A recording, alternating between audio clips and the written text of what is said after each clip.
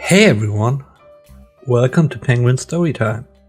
I hope the sound level of today's video is better than the last one. Let me know in the comment section below. And now, let's start with the first story, shall we? The first story is called Locked My Boss Out. I used to work as a property manager for a semi-large company in a small city. Among the usual duties, we were also responsible for after-hours maintenance calls. Originally, we were paid for 3 hours of overtime to cover the phone calls we answer and paid an additional $80 for any call-outs we have to attend ourselves. The entire team rotated the phone between us, so we only had the emergency phone for one weekend every 2 months. The phone was an after-hours maintenance line for over 800 properties, so you can imagine how busy it would get. But the extra pay helped the blow of losing your weekend.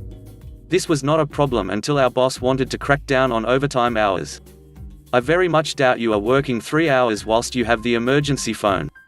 His new rule was for each staff member to document when and who called, and you would be paid an hour of regular time each call. But under no circumstances are you to attend any issues yourself. This includes unlocking doors for tenants who are locked out of their property. He enforced that the tenant must pay for a locksmith to attend and let themselves in. This angered many of our clients and caused us to be constantly abused over the phone by our tenants, as they had to pay $300 for a locksmith. This is where the malicious compliance began. We indeed documented all our calls, which instead of paying each employee $100 for 3 hours, he ended up having to pay us $500 or more each weekend due to the number of calls we would actually take. But it doesn't stop there. What I should probably mention is that our company can provide accommodation for our hire staff at a fraction of the cost you would normally pay. The manager in question was in such accommodation, and lo and behold, he managed to lock himself out of his apartment at 11 on a Friday night. He called me. "Hello. I have locked myself out of my apartment. You need to collect the spare keys and come unlock my door."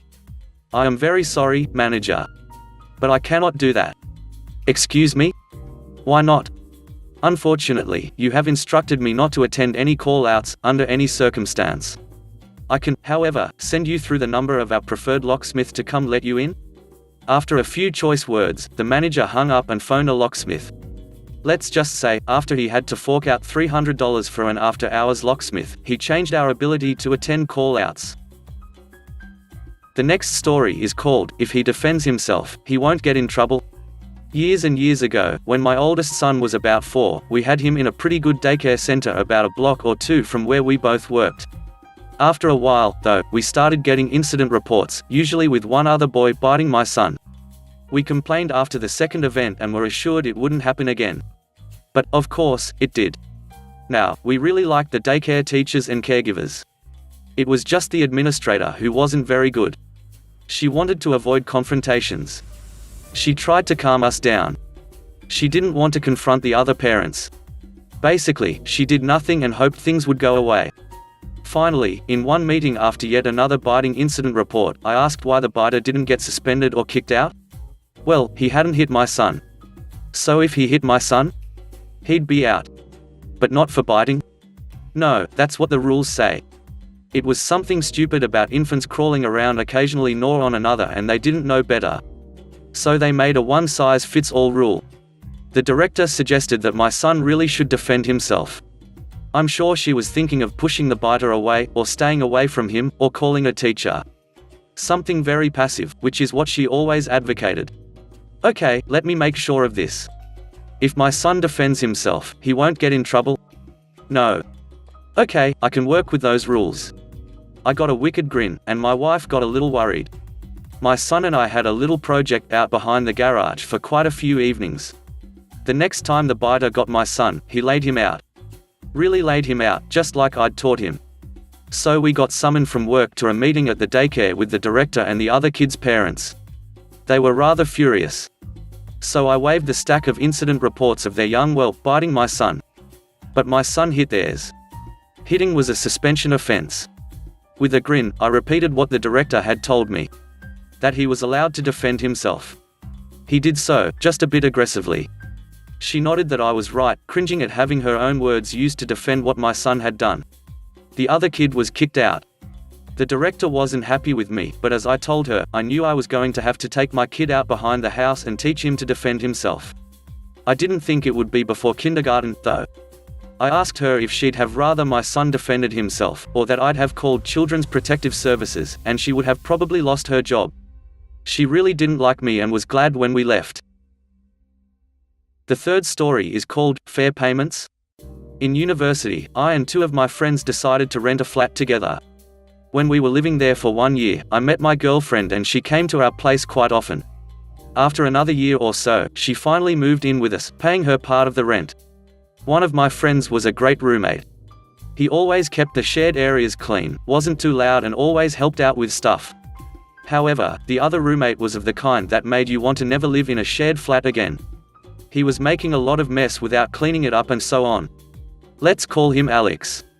Now on to the story. After the nice roommate finished university, we didn't want to live alone with Alex cause we constantly had to clean up after him. We found another place and everyone moved out. He didn't even help us renovating the place to get the deposit back and we had to throw away his old furniture and stuff he didn't want to take with him. After moving out, we had to do some late payments for heating, water, and running costs. In total, a bill of around €1050. These payments were for the year where my girlfriend was not living there yet. So I paid the bill and told everyone I'd get 1/3 of the bill, so $350. Next couple of minutes, I get a text from Alex, don't we have to divide it by 4? You forgot your girlfriend. The bill is from the year where she wasn't living with us. So only the 3 of us have to pay it. But that's not fair at all. She was at our place constantly, using water and electricity. So it's her job to pay for it too. If you really want a fair payment, I can calculate a price for everyone by looking up how much they used. Well, if you take her into account, that's fine for me. He wants payments to be fair. Time for malicious compliance. In winter, he was always smoking with his window open while having the heater fully turned on. He generally never closed his window and sometimes left it open when he left our place. Because he wasn't helping at renovating the place, he wasn't present when our landlord reviewed the renovations. The landlord was also reading the consumption of each room heater. To no surprise, his room's number was extremely high. Even the landlord made a remark about it being far from normal for such a small room. In our bill, the consumption was listed too. From the total of €1050, I calculated the proportion of heating costs. All other costs were separated by 4. From the heating costs, I subtracted the costs of the common areas and divided them by 4, too. Then, I calculated the costs of every room we individually used. Because Alex caused around 45% of all heating costs alone, he should pay 45% of all heating costs if our payments should be fair. So, I showed my calculation in our group chat and the new share of the bill everyone had to pay. Now, Alex had to pay €30 more than before, while the nice roommate had to pay significantly less. Alex just responded with, "That's okay."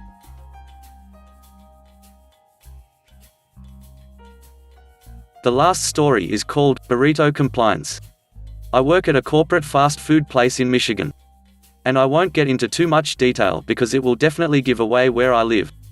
The most important part of this backstory is that it is a corporate store, and it is infinitely harder to get rid of a problem manager because they have company protection. This means that issues keep getting brought up with no resolution. And we lose employees as a result. Our store fluctuates heavily between being overstaffed and being so understaffed that we can't function. Most of the reasons for quitting at my store are the result of one manager. The manager in question, let's call her Jane, pretty regularly won't let employees clock in if they had an altercation on Jane's last shift. Jane is a department manager, in charge of the kitchen with 2 other department managers taking over guest service and people management.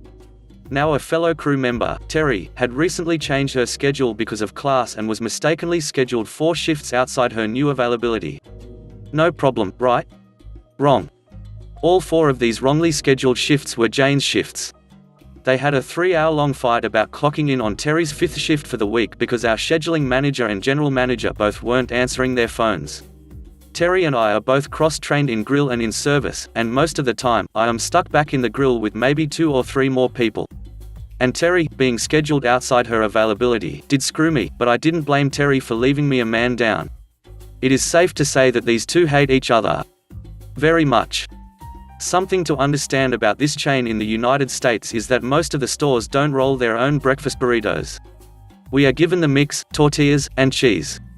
We place the tortilla on a wrap, place one slice of the cheese, torn in half, on the tortilla, use a scoop to put the mix on the cheese, pile the mix in a line, and roll the burrito, then roll the burrito into the wrap. Get the process? Good. This is something that the afternoon shifts are supposed to be doing to fill around 7 large trays for the next morning. No big deal, until they don't get done. A few shifts after the clocking in debacle, maybe a week or 2 later, Terry and I are working in the grill together. We run out of burritos and find out when Terry goes to roll them that we are out of the mix and that we just weren't told that because communication across even 2 shifts breaks down pretty fast. No problem, right? Well, Jane thought that Terry was just being lazy and didn't want to roll any burritos and told her such, and then to stop being so lazy and just do what I tell you. Now, go roll burritos. So Terry did. Without the mix. It took probably 40 only cheese burritos handed out to customers and 4 phone calls before Jane realized that she made a mistake. Terry had made about 140 or so. 7 whole trays worth. Terry knew what she was doing wasn't going to end well, but she was told to roll the burritos, so she did. If anyone has worked fast food, you'll know about something called food costs. It is how much waste food is produced on one shift, and has a significant impact on if a manager is considered for promotions and raises and is a factor in overall effectiveness as a manager. Jane is responsible for not only all of the waste from this shift but as the department manager for the kitchen, also overall store waste. 140 tortillas is a lot of waste for one shift to produce, as is 3/4 of a block of cheese. What we didn't know at the time is that it was the last day of accounting for food costs to receive a bonus check. That little spike of extra food waste lost us our bonus check. It lost us the extra money for the store, aside from the bonus check, for things like renovations, uniforms, whatever corporate deems it budgeted for at the time of disbursement that corporate will give us for meeting certain criteria, like food costs. Amazingly, Terry didn't get sent home, and we all got to watch the fallout. Jane is currently on probation because of this mistake. And if something else major happens, she could lose her job. She also isn't allowed to run any shifts on her own during probation, because another manager has to be there if something else happens. I have since left for college, but I'm sure that Jane isn't going to be there when I get back. It is hard to change 8 years of anger in one day. All because she didn't believe Terry that we really didn't have the burrito mix. Thanks for watching the video. I hope you enjoyed it. If you did, hit the like button, subscribe, and comment down below. Have a great day. Bye bye.